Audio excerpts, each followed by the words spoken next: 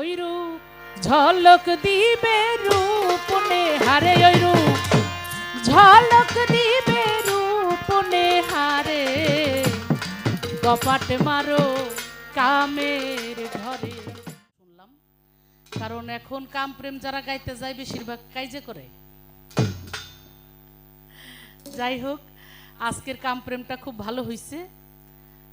কাম ছাড়া প্রেম না, প্রেম ছাড়া কাম না, কাম আর প্রেম একই ভাণ্ডে রয়। প্রথম যে মুক্তার গানটা শুনলাম, প্রেমিক যে জন কাম হতে প্রেম বাছট করে লয়। তো এই যে কাম আর প্রেম একই ভাণ্ডে থাকে, এই দুইটাকে বাছট করে। আসলে কাম প্রেম পালাটা হলো এক কথায় গুরু শিষ্যের একটা ভাব। যে প্রেম গায় তার গুরুর ভাবে গান গাইতে হয়, আর যে কাম গায় তার আসলে শিষ্যের ভাবে থাকতে হয়। কারণ শিষ্যের মধ্যে কাম আছে, ক্রোধ আছে, লোভ আছে, মায়া আছে, মানে ষড়রিপুর যা আছে সবই শিষ্যের মধ্যে আছে। আর যে গুরু, সে শুধু বলে যে না, তোমার ওই ষড়রিপুকে বর্জন করো আর প্রেম ভাবে আসো। সূক্ষ্ম শান্ত দাস্য বাৎসল্য মধুর, এই সব প্রেম। যেমন বলতেছিল মুক্তা, কার সাথে কোন প্রেম করতে হবে।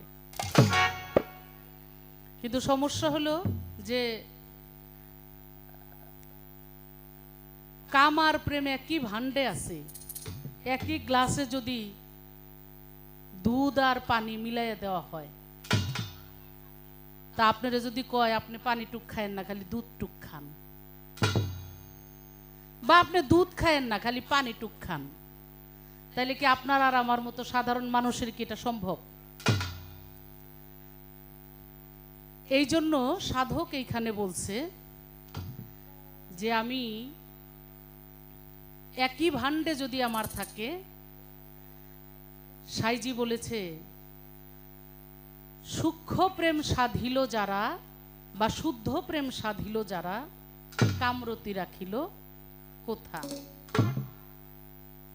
একটু বিফলার দৌত দিকে। ওরে বল রসি রসের মাফি ঘোচাও আমার মনের ব্যথা, শুদ্ধ প্রেম সাধিল যারা, কামরতি রাখিল কোথা। কাম আর প্রেম একই ভাণ্ডে বুঝলাম, কিন্তু শুদ্ধ প্রেম যারা সাধলো তারা দেহের ওই কামরতিটা কোথায় রেখা তারপরে প্রেমটা সাধলো। কারণ ওই প্রেম করতে গেলেই তো, সাইজি আর এক গানের মধ্যে বলছে, ও প্রেম করতে গেলে ফাপরে